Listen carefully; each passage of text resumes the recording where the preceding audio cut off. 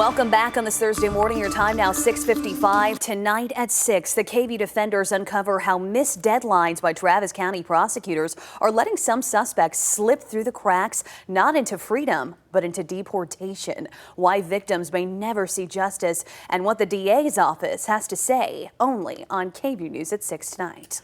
Tesla robo-taxis scheduled to launch this Sunday in Austin, but lawmakers are pushing back. Some lawmakers aren't happy, calling on the company to pause those plans. State Senator Sarah Eckhart and other legislators are pushing for a delay, raising concern about safety and regulatory oversight.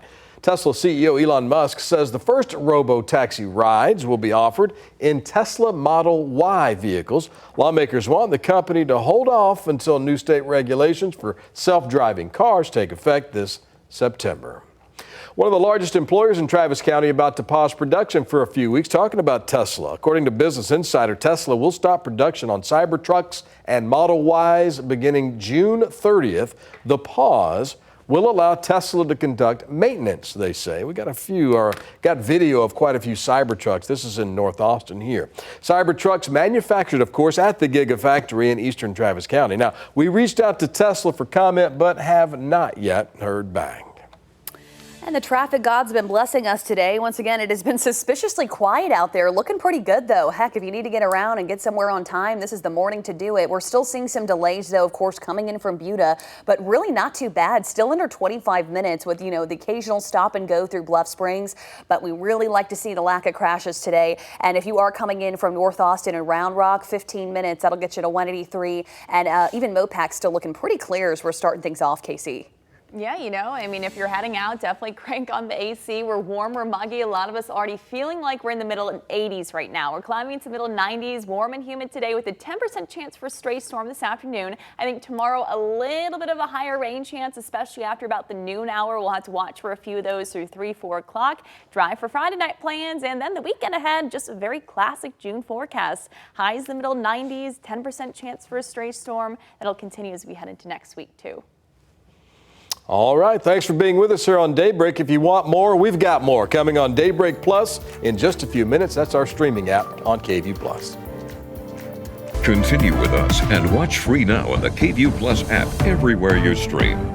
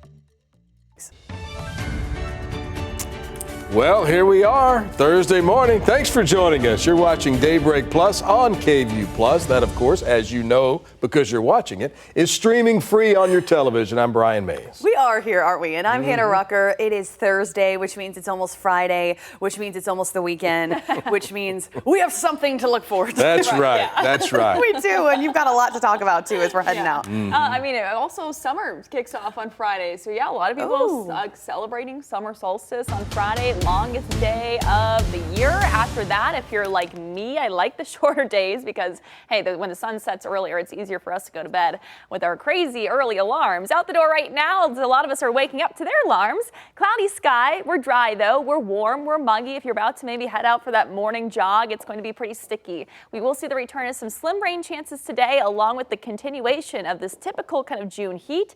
And as I mentioned, that summer solstice, it is tomorrow, 9:41 p.m.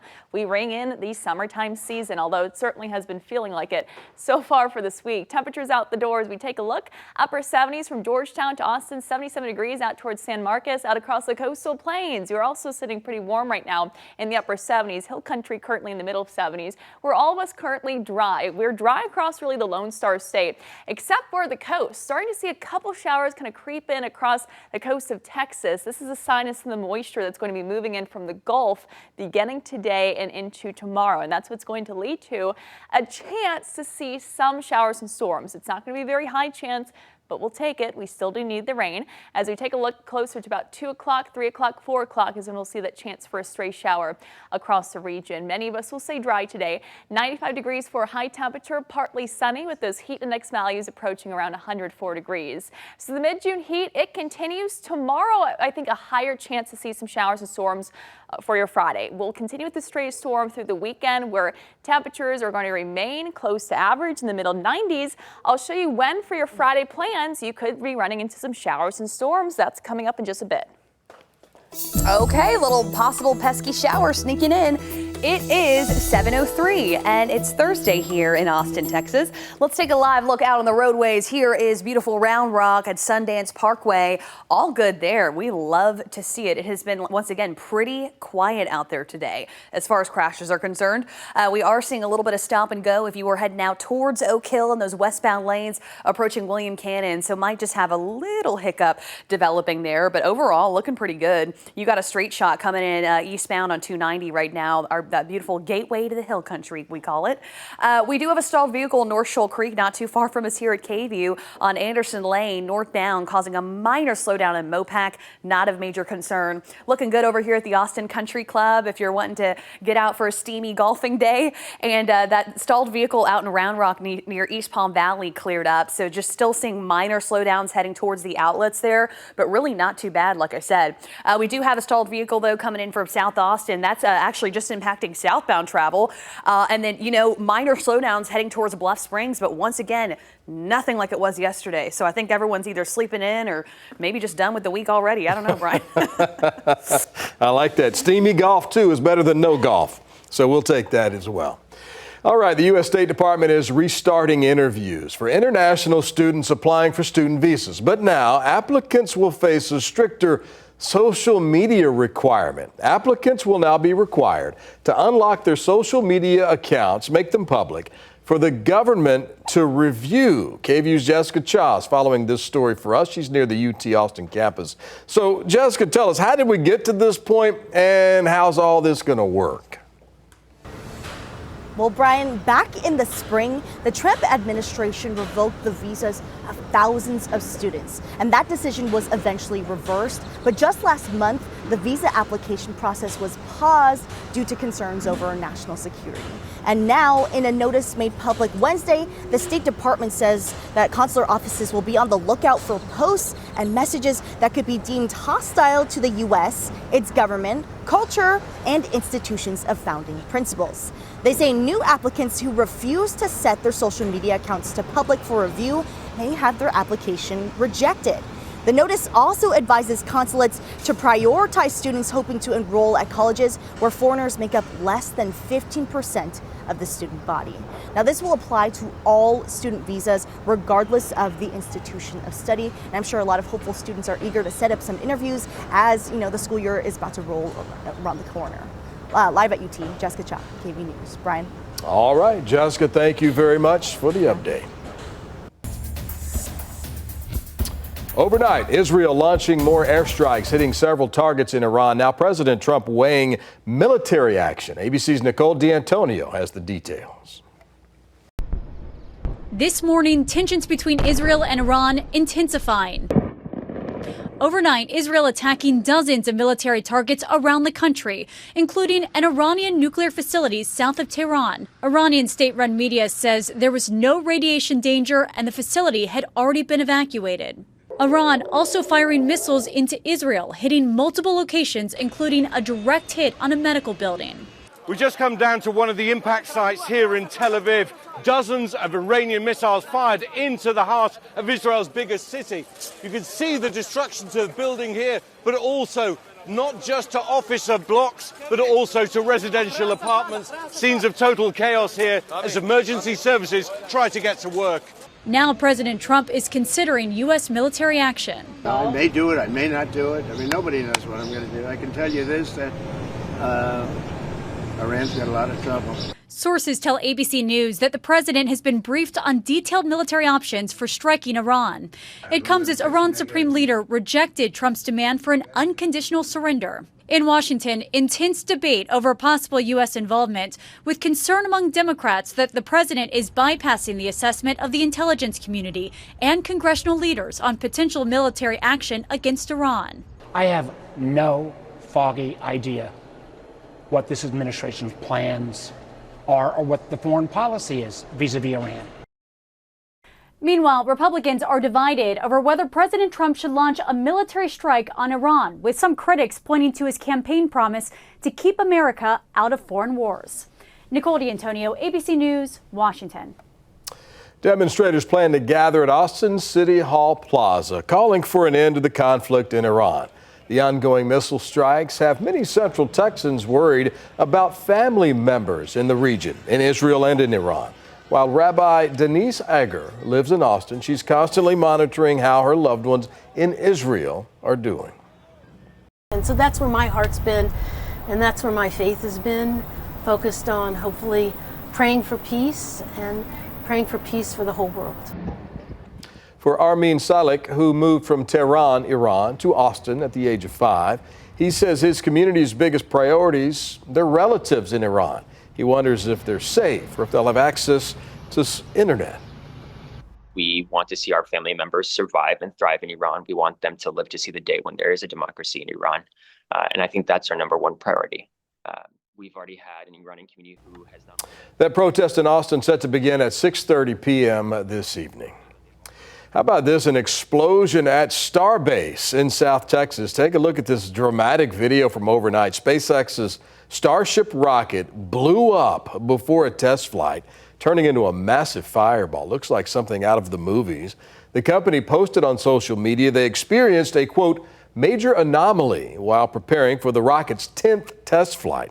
The company said no workers were hurt, and local officials say no one who lives in the area was in any danger. SpaceX hasn't said exactly what caused the explosion, though. The goal is ultimately for this rocket to help carry humans to Mars someday.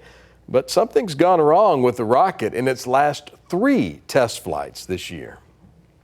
One of the largest employers in Travis County about to pause production for a week, according to Business Insider. Tesla will stop production on the Cybertruck and Model Y vehicles beginning June the 30th. The pause will allow Tesla to conduct maintenance at the facility. Now, we got this video in North Austin, several Cybertrucks on a lot here in Austin. Cybertrucks, of course, manufactured at the Gigafactory in eastern Travis County. We reached out to Tesla for comment, but have not heard back. Tesla is set to launch robo-taxis in Austin this weekend, Sunday, in fact. The launch facing pushback, though, from some state lawmakers over safety and oversight concerns. Lawmakers want the company to hold off until new state regulations for self-driving cars take effect this September.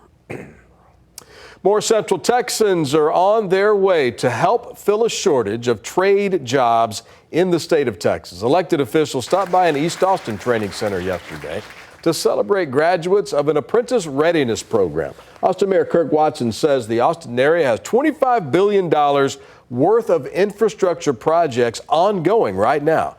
About 10,000 people a year are needed to fill all those jobs. Now, by doing nothing, they'd still be about 4,000 people short. We weren't treating the skilled trades, and we weren't treating the work in the infrastructure. We weren't treating that as an economic development sector. Even though, as a sector, it's bigger than the healthcare sector. I mean, it's an enormous sector of our economy. The city recently partnered with the county, Austin Community College, Workforce Solutions, and others to launch Austin Infrastructure Academy. That will train locals to fill all of those jobs. Across the United States, hundreds of arts organizations are out of some funding. Last month, the Trump administration abruptly started canceling grants from the nationwide endowment for the arts, impacting a group here in Austin. Malia Masamoto joins us here to tell us more about the Tapestry Dance Company. This is a local organization that's been impacted by these funding cuts. Yeah, absolutely, Brian. They're a local tap group here, and after learning that their funding was canceled from the NEA last month, they actually had to cancel their annual tap festival for the first time ever. So it's really been sad for them, but they want to keep dancing. The co-founder says she's still going to try to bring people together to keep dance. You go through a lot of journeys through dance. That's what they all of us. Every step Acia Gray makes. I feel like I can express myself through rhythm and body. She's been using her feet to tell stories her whole life. In 1989, she decided to share that rhythm with the world. She co-founded the Tapestry Dance Company in Austin, creating dozens of original shows and tours, combining concert music, dance, and theater over the years. There weren't many companies in the country that did that, and especially that incorporated tap dancing. For more than 2 decades, their Soul to Soul Festival has been a staple, bringing in guest artists from around the world to highlight tap dance. We had, talks about the state of the art, what tap dance is doing, where it's been, lots of history classes, film showings, and it would always have performances. But everything changed this year. I honestly thought it was spam. And then the next morning, the New York Times covered it. An email from the National Endowment for the Arts saying their $30,000 grant was canceled. It's just sad. A sad reality for hundreds of art organizations across the U.S. after the Trump administration slashed grants. But for Gray, as long as they can keep creating music with their feet. When you think of dance, it's community. That's again why we have tap jams. It's community. She'll invite people to dance. Wherever we are in our life is what people are going to witness and feel on stage. Whatever we're thinking is what everybody's feeling. So I honestly feel dance can change the world.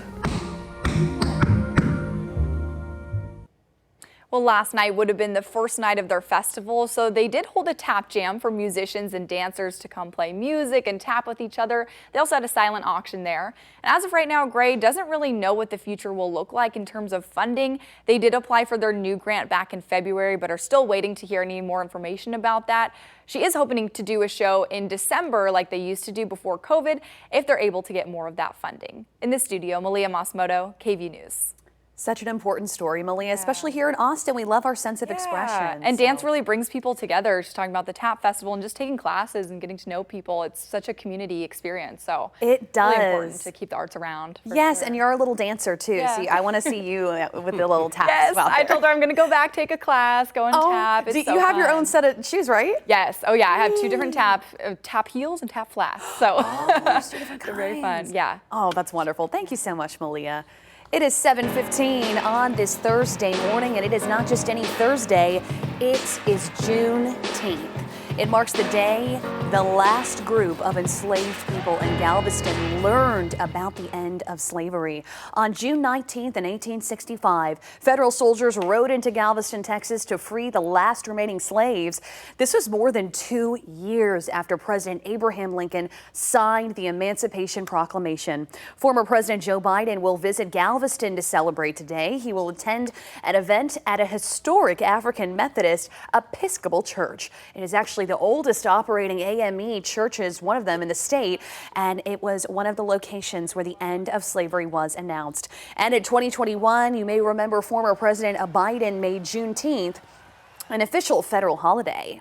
And there are several Juneteenth celebrations happening around Central Texas today. The Central Texas Juneteenth Parade and Festival begins at 10 a.m.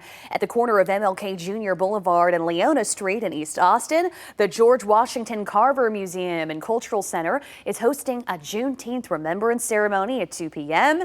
And a little bit further south, out in San Marcos, there will be a children's Juneteenth art exhibit at 5:30 p.m. at the Calaboose African American History Museum. We now know what cuts Austin ISD leaders are making in the district's central office among staffing there. Superintendent Matias Segura sent an email to families in the district last night. He wrote that more than 170 positions are being impacted, and the changes include job cuts and salary reductions. He notified impacted workers earlier yesterday. Overall, the changes represent a 20% reduction to central office staffing, saving the district, they say, about $9.6 million. Now, Austin ISD leaders are currently grappling with a budget deficit of about $100 million. And Travis County leaders are taking a new step toward creating a new mental health diversion center. They held an event to kick off the project's design. The goal of the center is to connect certain people with behavioral and mental health services instead of taking them to the Travis County Jail. Well, yesterday on KVUE News at 4, we spoke with Travis County Judge Andy Brown about how quickly the diversion center could get up and running. And then my understanding is once we have all the design and the location and things like that, it would take about 18 months to build it. So there's a lot of work to do before we get to that building stage, but there is at least one other place. I think Franklin County, I want to say Ohio, built theirs in about 18 months. So hopefully we can do something similar once we have figured out exactly what it needs to do. Experts have said that about 40% of the Travis County jail population has mental health challenges. It is Thursday morning here in Austin, Texas, here on KVUE, which means it's time for Forever Families. If you're new around here, every week here on KVUE, I feature a different child in Texas foster care in the hopes of helping them to be adopted and find a forever family. We've seen it happen before, and I'd love to see it happen again. This week, I introduce you to a vibrant teen girl who is looking to create new, positive memories. Meet Malaya. Who says you can't have ice cream for breakfast? Especially when that ice cream is sandwiched in between 2 warm homemade cookies. It's a blackberry with a funfetti. Okay, we squishy, and then you'll squish it on top there. Oh boy, here we go. I had the pleasure of meeting up with Malaya, a 13-year-old girl in Texas foster care. We enjoyed a morning in historic downtown Georgetown at the Baked Bear. Big thank you to Carly, a wonderful Baked Bear employee. Malaya is entering the 7th grade in the fall, and she says social studies has become her favorite subject at school. It's really crazy because I thought I hated it, but I feel like social studies, I don't know why. Like, I thought, oh, it's like bad, but I feel like the history is kind of like wow, that happened, you know, like. She shares her thoughts on finding a forever family. I'm hopeful for, I think I'm building up to be like a teenager, you know, and I feel like my past have been hard. I feel like I want to move on from that and make more memories of good things. I feel like that's a good thing for me. I think personally, I believe in God. That's just me, and I hope they do the same. Cause like want to go to church, pray, do all the kind of things like that. And I'm looking for parents like they're fun, like to watch movies, like hang out. Personally, I'm a shopping person, so like shopping, and I think just hang out, talk. I think we're gonna have like ups and downs, and that's okay. I feel like it's part of life. Don't you just love her? And she's just beautiful. Oh my goodness, wise beyond her years as well. And of course, to learn about adopting Malaya, you can look for the story on KVUE.com/foreverfamilies. I'll have that up for you here in just a little bit. But another wonderful week of Forever Families. And of course, have you been to the Bear, Yes. the ice cream joint? You guys picked the right spot. Oh my God. The Baked Bear? The Baked Bear, yes. Oh. Y'all, the cookies were just yum, yum, yum, and they had crazy flavors. They had one, they were like shoving the pretzels in there, and then the salt on top. The salty, yeah.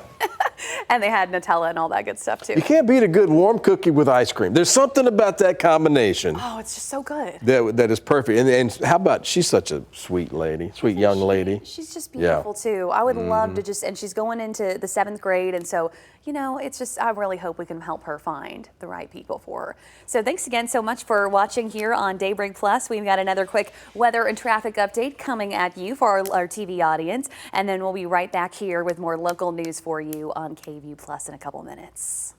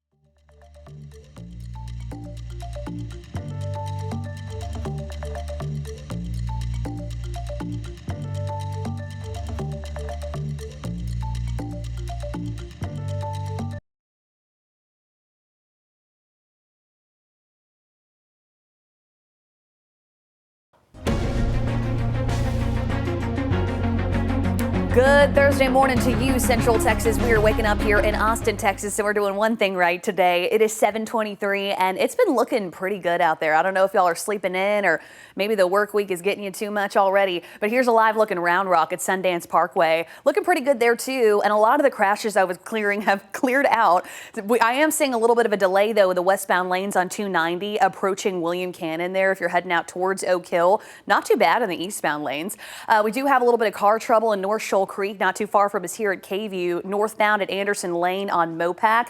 But as you can see, pretty nice and green if you are coming and going from Mopac. We had a little bit of car trouble earlier in Round Rock near the outlets. That's all cleared up, so looking really good. If you're hopping on East Palm Valley, not too bad there either, heading out towards Adele Diamond. We do have a shoulder blocked due to a stalled vehicle, I-35 southbound. But look at that through Onion Creek. That's the best it's looked all week. So you know what, KC? We'll take what we can get. We certainly will. And you know what? We're going to take a little bit of rain today. We'll see that kind of change in our forecast by this afternoon. Temperatures in the upper 70s for most of us as we kick off a very humid start to this Thursday morning. I just walked outside. It is steamy out there. Where we're currently dry, those dew points in the tropical range, the middle 70s, that will eventually help support a stray shower or storm by this afternoon. Better chances going to be along and east of I-35 for that today. So hill country, you'll likely stay drier with a partly cloudy sky. They'll be very few and far between, but a couple of us will get lucky. Quick passing downpour across the area with maybe a couple of rumbles of thunder and some lightning. 95 for high today. We see those rain chances bump up a little bit more to a 20% chance for tomorrow. I think same locations, though, along and east of I-35 will have the better chances. Highs as we kick off the start of summer near 95 degrees. We'll continue at the middle 90s into the weekend and as we head into early next week, along with a 10% chance for some showers.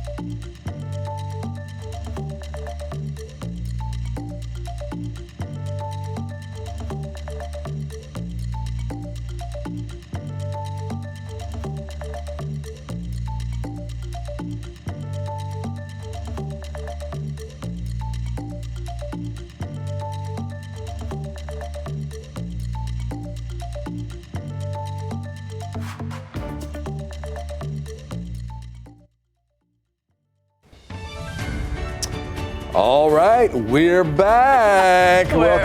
Welcome back to Daybreak Plus, streaming for absolutely no money at all, right on your, I guess you had to buy the TV, Hannah, but you didn't have to pay for the app. I'm Brian Mays. There you go. You can find us anywhere. I'm Hannah Rucker. It is Thursday. It is 7:28, and we are just trucking right along here, aren't we? KC was just outside. She said it's humid out there this morning. We're serving Miss Frizzle today. The hot curlers aren't holding up, and it's the air you can wear, Brian. My hair is an absolute mess. Okay, you know, we're talking about high temperatures, and when it gets this hot out, you know, those bills, they go up too. Your thermostat might be costing you, though, more than you think. That's life in Texas for you. Jason Wheeler shows how a few small changes could cool your costs and spark some household debates. Last time, we got into the importance of keeping up with your electricity rate after a viewer reached out to me about her high electric bills, and we discovered her contract had long ago run out, and she had since been paying month to month 24 cents per kilowatt hour. That's almost double the lowest rate available to her right now on the state electricity shopping site. But it wasn't just the rate. The woman also acknowledged she runs the AC a lot because Texas summers. Wait, that's Colorado. There we go. That one is Texas summers. Just know that as you're chilling inside, the Energy Information Administration estimates air conditioning accounts for 19% of the electricity used in the U.S. And here in Texas, it's more than that. By far, we use more juice to power the AC than any other state. We consume almost as much electricity for air conditioning as we do to power our water heaters, TVs, lights, and refrigerators combined. So some room for improvement there. Trane, which makes a lot of AC units, says if you set the thermostat 7 to 10 degrees higher when you're away, you could save 10% on electricity costs. I had resisted that because I didn't want to wait for it to cool down when I get home, but I've been trying it. It doesn't take that long to cool back down, and my bills have been noticeably lower. Now, Trane also confirms info I didn't want my wife to see, that yes, when you are home, you can realize up to a 3% savings in electricity costs for each degree that you nudge your thermostat higher than 72. So my thanks to Trane for reigniting that thermostat fight in my household. Now, this is Electricity Takeover Week for Right on the Money, because later this week, on the subject of conservation, some of the interesting reasons we have had plenty of power in Texas this summer despite really high demand. Meantime, I have more info on all of this in my write-up today, posted at Jason Wheeler TV on Facebook, X, and Threads. So follow me there, and then turn off your computer and conserve, and stay right on the money. We're like laughing away. I keep it on 69 at night, 72, Yeah. I think, during the day, just a couple degrees down. You can't, in this time of the year, I can't go above about 72 degrees. No way. It really does. 72 in July is a different 72 Seriously. than December, to me at least. The heat creeps into the house. Oh. Even here in the studio, we keep it really, really cold. I know Casey's been shivering, but I told her, I was like, trust me, you will like this ice box in a couple months. Yeah. We got to keep it this cold because it finds a way to get you. Now, are you one of those people that can go around the house and unplug and turn off things that aren't in use, or are you, like my wife, leaves everything plugged in, lights on, things around the house that could be powered down, not powered down? Where I do you have a stand tendency on that? to leave a trail when I'm moving around, but yeah, my boyfriend definitely gets on to me, and I will occasionally try to mess with the thermostat, and he's like, no touchy. So, and my dad's the same way. So I'm working to be better, but yeah, as girls, I feel like we just have so many little hot irons and little toasters and, or things that we're moving through the house, man. But yeah, it's good to unplug, isn't it? It does help a little bit. It helps a little because I'm like you. I like when I go to sleep, I can't be hot. I've got to be cool. And I have a fan too, just for the noise. Oh, I of can course. hear everything. Fan, air purifier. A couple of people running some barbecue pits on the side. Oh, wow. Yeah. Just a little bit of everything to keep you sleep. Casey, what about you? Do you like it when it's a little cool in the house when you go to sleep, or do you keep your thermostat up there around 75, 76?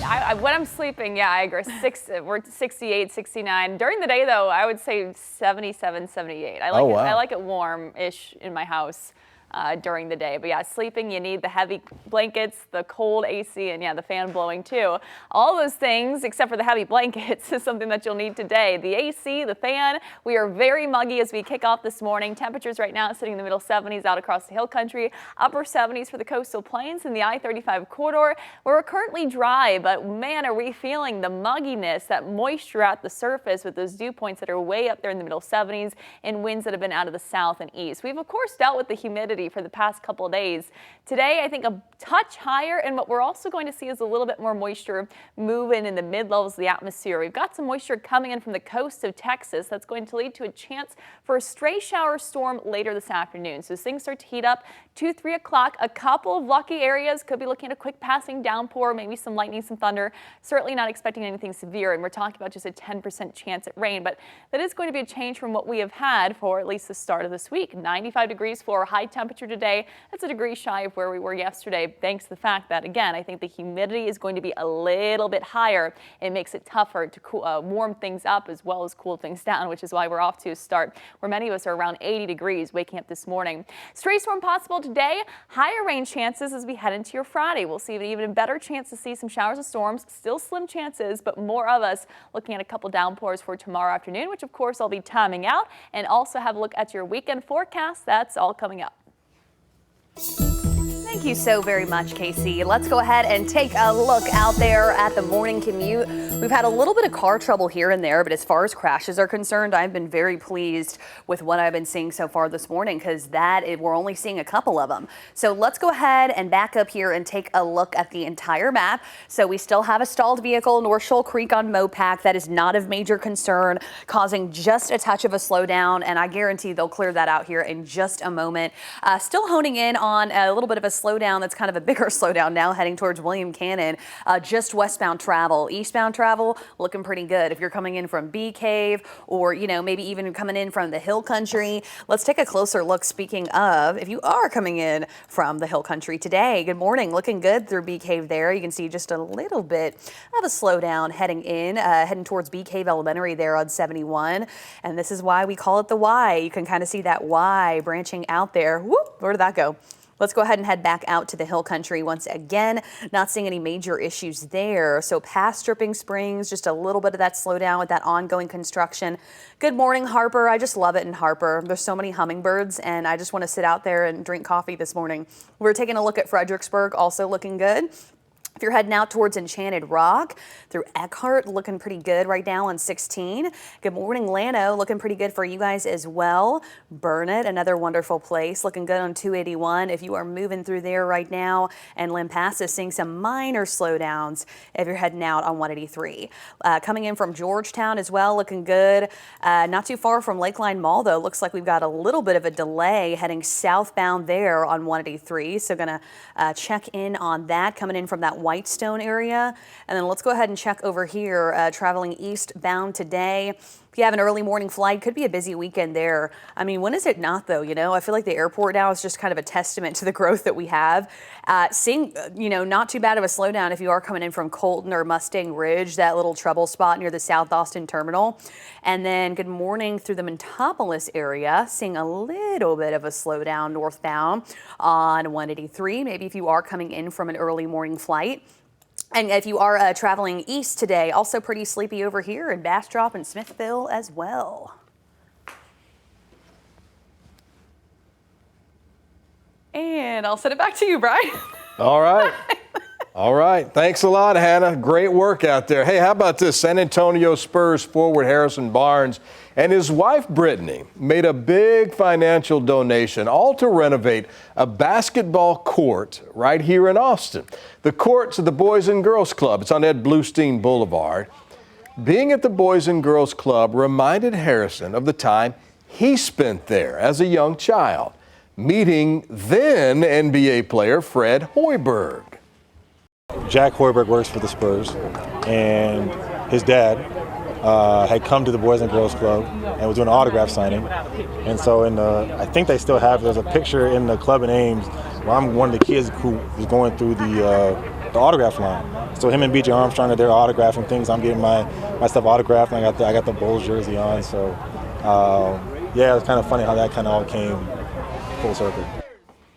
Full circle moment for sure. The ceremony was followed by a basketball clinic that they held for local kids there. That was cool to see. I love when those players like that, you hear the stories about when they were a kid and they met maybe an NBA player like he did with Fred Hoiberg. By the way, the Bulls were the team to beat back then. Right. So it's cool to see him now paying it forward. Now, the cool part is going to be in 10, 12, 14 years, when one of these Austin kids is on KVUE talking about the time that Harrison Barnes came to see them at the Boys and Girls Club. I love stories like that. We got to pour into this generation. Yeah. They are the future, and it's just so crazy how one little interaction like that, it's like, wait, that person believed in me? That person showed up and took the time, and it plants that seed, doesn't it? Who was the coolest celebrity or sports figure when you were a kid growing up that you met maybe that kind of changed the way you looked at things? Can you remember?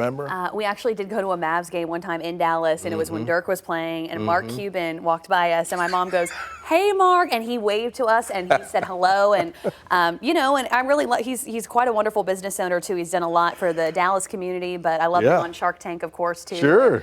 It does make a difference. It does, for sure. Absolutely. As a little kid, when I was a young lad in Crockett, Texas, Tony Dorsett was my hero. He played for the Cowboys. Yeah. And there was one time during the summer, Tony Dorsett came to my high school, and played in a basketball charity event. And I remember meeting him thinking, this is the greatest day of my life. Yeah. And to this point it is. I'm just kidding. It was a great day. That was the best day ever. Yeah, we had a good time with him, and it's cool. You always remember those things. You do, and as an athlete, I think that's important. It's like, we know you're playing on the shiny field and all that, but if you can go and actually pour into these communities, we take notice of that. So that's the thing, for sure. Love it. All right, social media has become more than just a place to share snippets of our lives and keep up with family and friends. It can feel like our feeds are overwhelmed with advertisements and branded content lately. A lot of ads. Now, having products so readily available right at your fingertips makes it easier than ever to click buy now. I've done it. We've all done it. ABC's Melissa Dan has some tips on how to avoid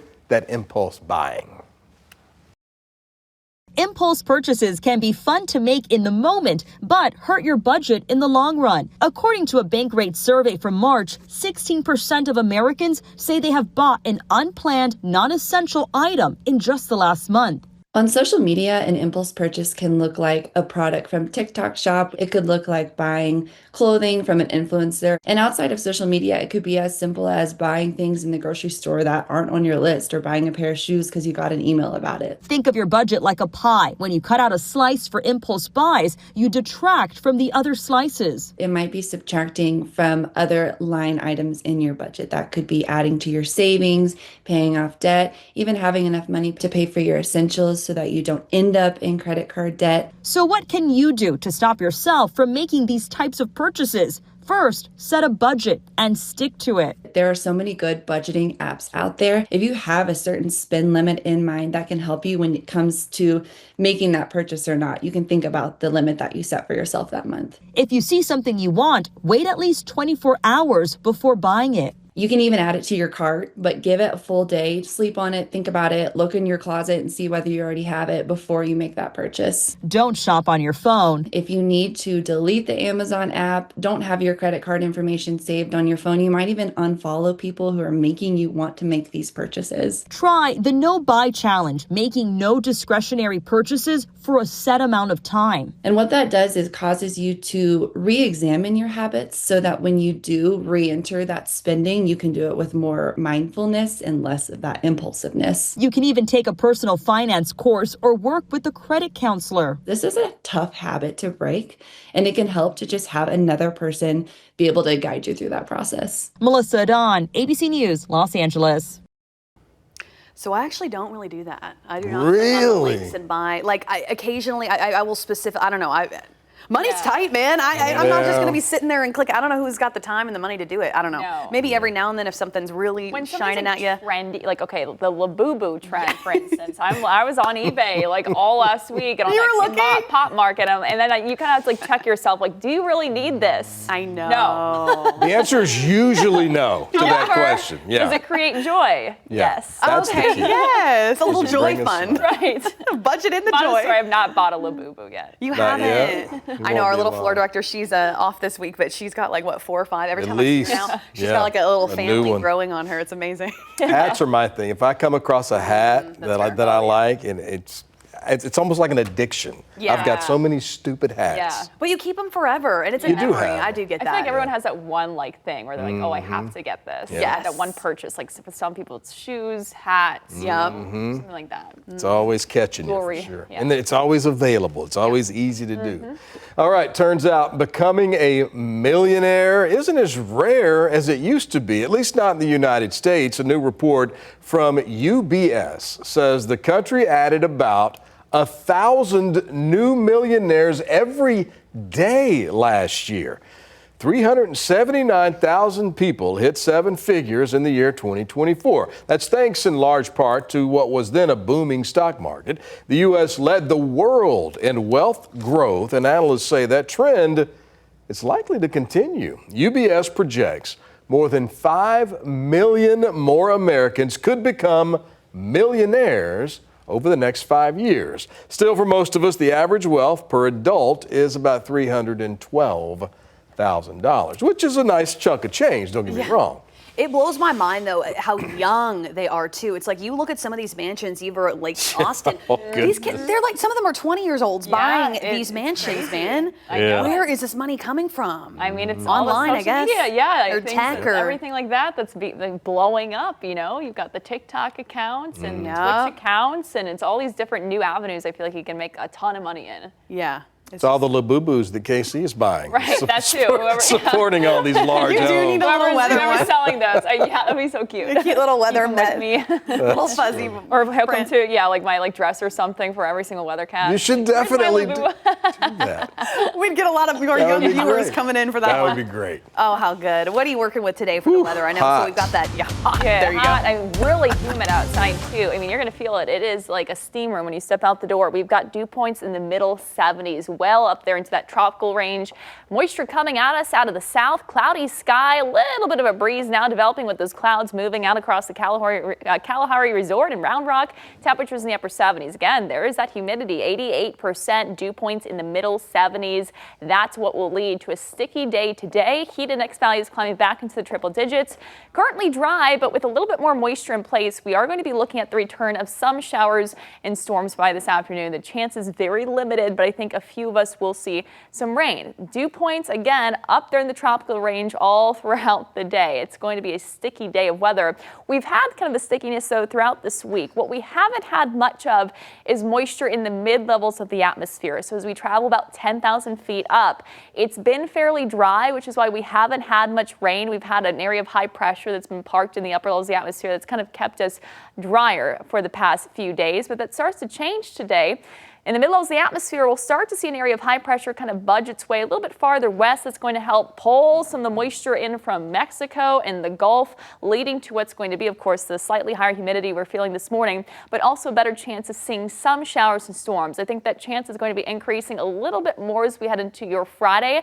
10% chance today, but even into the weekend, I think both Saturday and Sunday and Monday featuring at least a stray shower or storm during the afternoon. So it's not a bad idea to keep your eye to the sky if you are going to be outside. Most of us won't see much rain, but a few of us will. And then those areas, of course, getting lucky with some needed rain, and the rain, of course, helps cool things down temporarily as well. So 2-3 o'clock today, stray shower and storm across the region. Better chances overall, and this is likely going to be the case for the next couple of days along and east of I-35. That's where you have most of the moisture coming in from the coast. So if you're in areas like Travis County, Williamson County, out across the coastal plains, you'll have the better chance of seeing some activity today. Tomorrow, same kind of thing. Coverage is going to be a little bit higher. I think with a little bit of added moisture, we'll have the potential, you can see kind of the yellows popping out there, of seeing some slightly heavier downpours, but the location's still the same. The farther west you go out towards the hill country, the lower those rain chances will be. And the timing for tomorrow afternoon is likely going to be from about noon through 5 o'clock. So dinner time plans for tomorrow should be okay for most. Friday night plans should be all right. Rainfall totals, this takes us through the next week. We're certainly heading into a more classic summertime weather pattern for central Texas. We're looking at maybe up to 1/10 of an inch for the hill country, up to about 1/4 of an inch for some zones along and east of I-35, where we see some of those heavier downpours.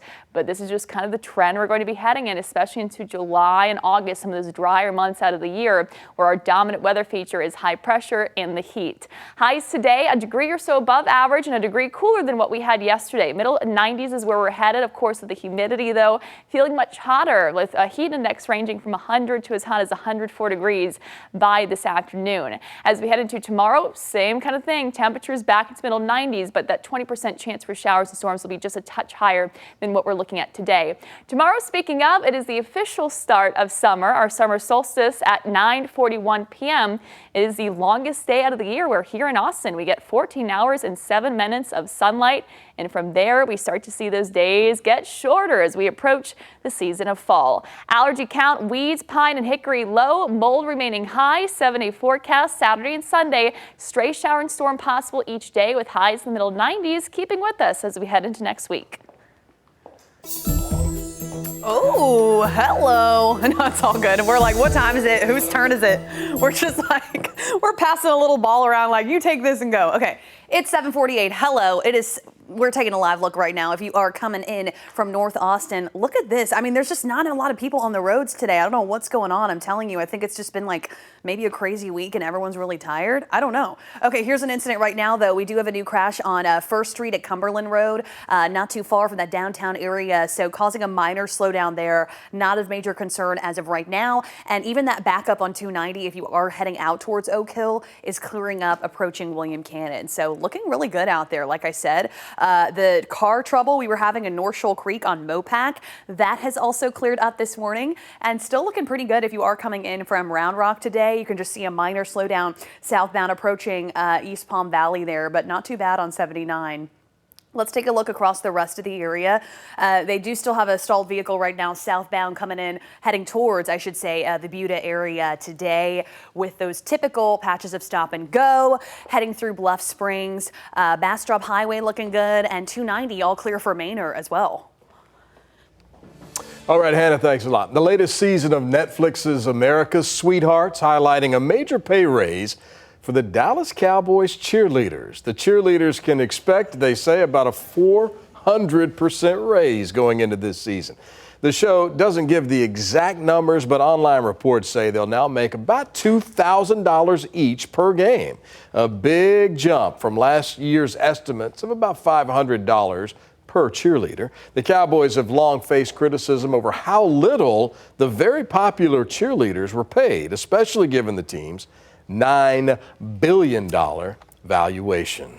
Yeah. About time, right? I mean, it's just crazy town that it took this long, right? But I do think the documentary, it highlights a lot, and it highlights what goes on, because I do think there's a misconception that they're just pretty little things. Right, and there's so much work that goes into it. It's as nails. They get ripped to bits. They're on such a strict diet, and you know they have these day jobs, and they're extremely exhausted, and then go to that practice every day. So, you know, good to see the girls getting the flowers and the cold hard cash that they deserve. They deserve it, exactly. It's a commitment to be. Not only is it hard to be part of that team, right? It's a commitment once you make it to that point, and $2,000 a game. That's pretty good. I guess they play between 8 and 9 home games per year, plus all the appearances, which they do on the side. It's I think it's well deserved. Yeah. Have y'all got to watch the show? I've watched the first season with that girl that they kind of like spotlighted. That's a nurse and that's a lot of them. Oh, that is crazy. Yeah, they're just exhausted. Yeah. And in Dallas, it's all. I mean, they're a big part of the franchise and the culture. You know, they are. They're classic, and so it's very important we take care of them. So I'd love to see that. All right, dining out may cost more these days, but one steakhouse is still winning over Americans. Oh, I just love it. Texas Roadhouse has been named the nation's top sit-down restaurant for the second year in a row, and I am hungry. Try to go there on a Sunday, though. You can barely get in because we only have a couple left. I don't know why that is. We need way more of them. But that is according to the latest customer satisfaction study. Oh, the Bloomin' Onion. Yum. The American Customer Satisfaction Index says restaurant prices have risen more than 4% this year, and overall satisfaction has slipped. Guests still give high marks to Texas Roadhouse for its food, service, and value. Longhorn Steakhouse came in second place, also good. Texas Roadhouse also topped Techonomic's list of top casual dining restaurants, and it really is a slice of just, you know, the Texas culture. You go in there, they've got the country music blasting, they've got every sport on every TV, and then that cinnamon butter is crafted from the heavens.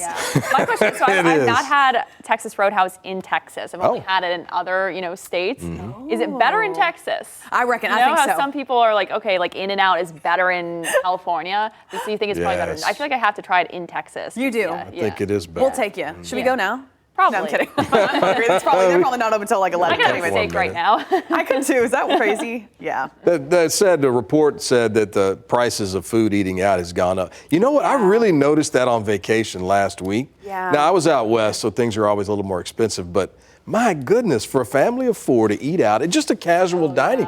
You can't get out for under $100, $150 now. It's crazy how much it's gotten. It's kind of sad, so I guess everyone's just not doing it anymore. Yeah, you just got to cook at home. Cooking at home. Which isn't as Look fun. at those DIY recipes, where it's like the similar dudes you're trying to make. Yes. Honey butter biscuits. We should try to do those, Oh, that's so good. The butter, you're right, though. The butter is straight from the heavens at the Texas Roadhouse. Yeah, they stopped doing the peanuts on the floor. I think it was too much of a cleanup, but you can still get your own little bag, too. So. Oh, is that right? Yeah, they give you a little individual peanut bag. I don't go every week or anything. It's fine. Just every other. No, I'm kidding. So you're fine with them being named number one. You've got no problem with I do love it. I really do. Yeah, it's so silly. That's Okay. good. I like them too. Now, before we go, here are 3 things you need to know on this Thursday morning, in addition to it being very hot out there. Demonstrators plan to gather at Austin City Hall Plaza, calling for an end to the conflict in Iran. This is coming up later today. The ongoing missile strikes have many Central Texans worried about family members in the region, in Israel and in Iran. That protest in Austin set to begin at 6:30 this evening. Take a look at this, an explosion at Starbase in South Texas. I just can't get over it every time I see it. Last night, SpaceX's Starship rocket blew up before a test flight. The company posted on social media it was preparing for its 10th flight. Text and experienced. Elon tweeted out, major anomaly. The company said no workers were hurt, and local officials say no one in the Livs area was in any danger. And SpaceX hasn't said what caused this explosion. The goal is for this rocket to eventually help humans get to Mars. But something has gone wrong with this rocket in its last 3 test flights this year. All right, several Juneteenth celebrations happening around Central Texas today. The Central Texas Juneteenth Parade and Festival begins at 10 a.m., a couple of hours from now, at the corner of MLK and Leona. That's in East Austin. The George Washington Carver Museum and Cultural Center hosting a Juneteenth Remembrance Ceremony. That's this afternoon at 2 o'clock. And down 2 hours south in San Marcos, there's going to be a children's Juneteenth art exhibit. That's going to be cool.